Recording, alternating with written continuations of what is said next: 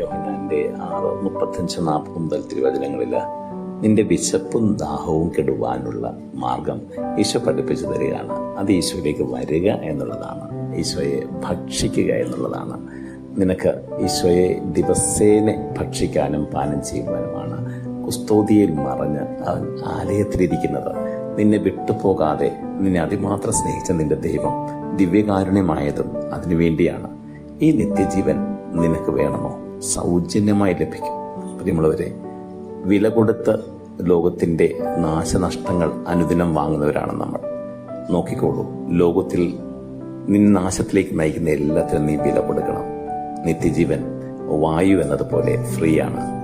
ജീവന്റെ അപ്പം ഭക്ഷിക്കാൻ നീ ദിവസവും ആലയത്തിലേക്ക് വരണമെന്നാണ് ഈ ദിവസങ്ങളിലെല്ലാം ഈശോ നിന്നെ ഓർമ്മിപ്പിച്ചുകൊണ്ടിരിക്കുന്നത്. അത്രയ്ക്ക് സ്നേഹമാണ് ഈശോയ്ക്ക് നിന്നെ. ആമേൻ.